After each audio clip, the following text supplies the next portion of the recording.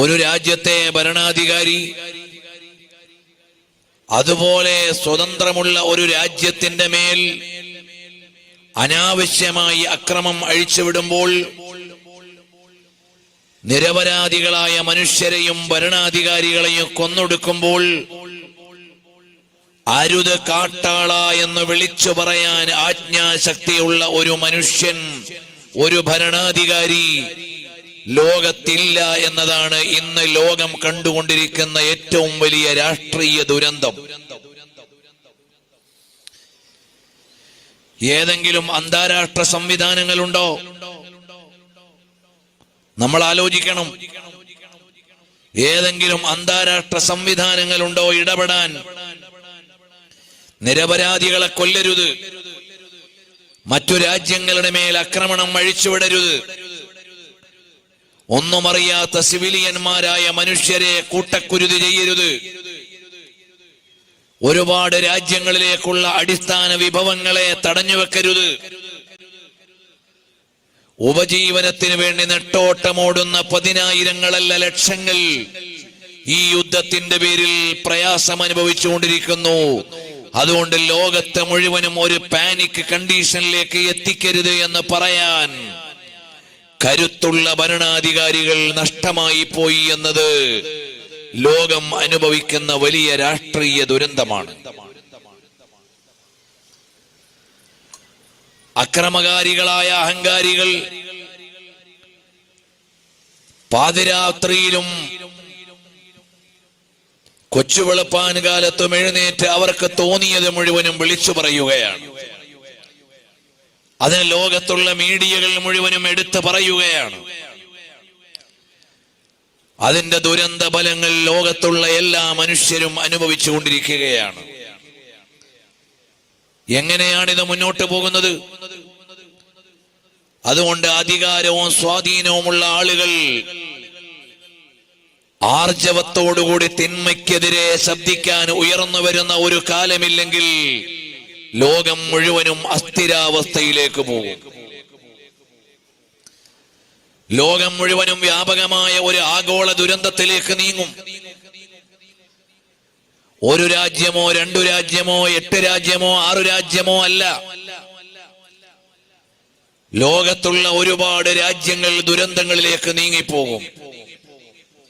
ഇത് തിരിച്ചറിയാനും ഇടപെടാനും പറ്റുന്ന അന്താരാഷ്ട്ര സംവിധാനങ്ങൾ, പ്രതീക്ഷ നൽകുന്ന ഏത് വേദിയാണ് നമുക്കുള്ളത്? ആശങ്കയോടുകൂടി മാത്രമേ നോക്കാൻ കഴിയൂ. വിശ്വാസികളായ നമ്മളെ സംബന്ധിച്ചിടത്തോളം വേറിട്ട ചില വിചാരങ്ങളുണ്ട്.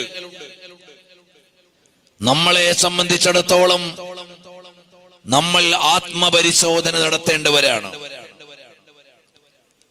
നമ്മൾ ആത്മപരിശോധന നടത്തേണ്ടവരാണ്. കാരണം നമ്മൾ ഏറ്റവും കൂടുതൽ ആശ്രയിക്കുന്ന GCC രാജ്യങ്ങൾ ഇന്ന് വലിയ ബേജാറിൽ ജീവിച്ചുകൊണ്ടിരിക്കുന്നു.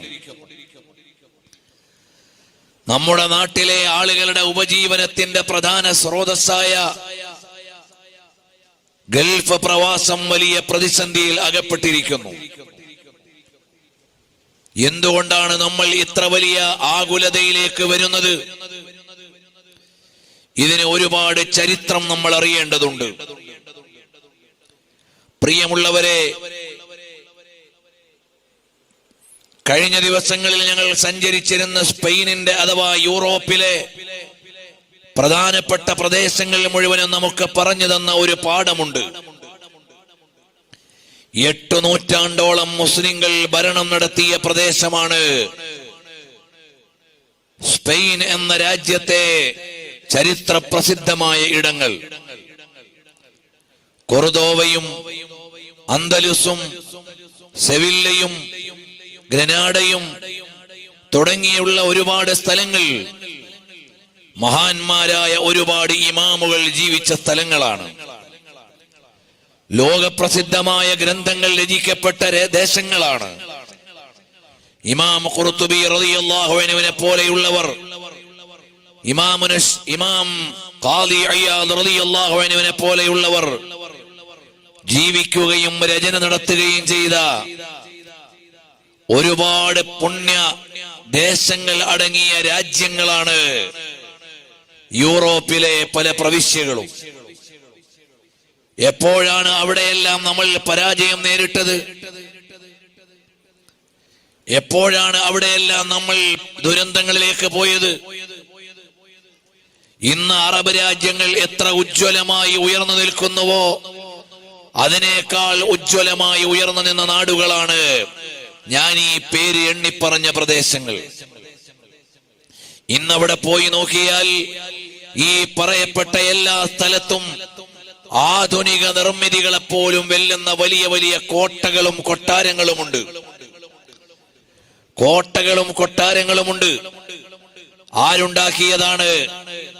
7 നൂറ്റാണ്ട് മുമ്പ്, അല്ലെങ്കിൽ 8 നൂറ്റാണ്ട് മുമ്പ്, അല്ലെങ്കിൽ 1000 കൊല്ലങ്ങൾക്ക് മുമ്പ് നമ്മുടെ മുൻഗാമികളായ ആളുകൾ ഉണ്ടാക്കിയ വലിയ വലിയ കൊട്ടാരങ്ങളും കോട്ടകളും ഇന്നും അതിന്റെ പഴയകാല പ്രതാപത്തോടുകൂടി ഉയർന്ന നിർമ്മിതികളായി നിലനിൽക്കുകയാണ്. ആധുനിക നിർമ്മിതികളെപ്പോലും അത്ഭുതപ്പെടുത്തുന്ന വലിയ കോട്ടകൾ, കൊട്ടാരങ്ങളാണ് നമുക്ക് കാണാൻ കഴിയുക. നിങ്ങൾക്കറിയുമോ, കൊർദോവയിലെ ഒരു ഗ്രാൻഡ് മോസ്ക് ഉണ്ട്. അതുപോലെ ഗ്രനാഡയിലെ ഒരു ഗ്രാൻഡ് മോസ്ക് ഉണ്ട്. ഈ രാജ്യങ്ങളിലെ വലിയ വലിയ പള്ളികൾ ഇന്ന് മറ്റുള്ളവരുടെ ആരാധനാലയങ്ങളായി മാറിയിരിക്കുകയാണ്. ബാങ്കുലി കേട്ട മിനാരങ്ങളിലൂടെ ഇന്ന് ചർച്ചിലേക്കുള്ള മണിയടിയാണ് കേട്ടുകൊണ്ടിരിക്കുന്നത്.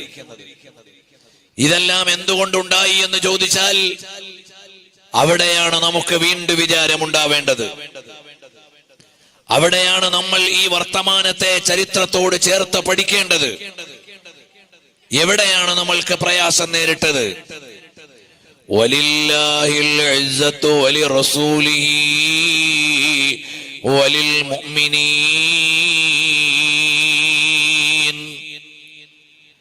വിശ്വാസികളായ നമ്മൾ എപ്പോഴാണോ ഈമാനിനെയും ഇസ്ലാമിനെയും ഇഹ്സാനിനെയും ഇസ്ലാമിക മൂല്യങ്ങളിൽ നിന്ന് അന്യമാകാൻ തുടങ്ങിയത്, അല്ലാഹു തആല നൽകിയ പണവും അധികാരവും സ്വാധീനവും ലഭിച്ചപ്പോൾ നമ്മൾ സുഖലോലുപന്മാരായി പോയി.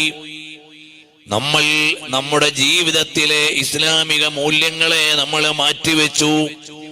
നമ്മുടെ ആഘോഷങ്ങള് ആർഭാടങ്ങളായി, നമ്മുടെ വീടുകൾ സിനിമാ തിയേറ്ററുകളായി, നമ്മുടെ പാതിരാവുകൾ അനാവശ്യങ്ങൾ കാണുന്ന രാത്രികളായി മാറി. നമ്മുടെ വീടുകളിലെ ആഘോഷങ്ങളിൽ ആണ് പെണ്ണ് വ്യത്യാസമില്ലാതെ ആട്ടവും നൃത്തവും വന്നുകേറി.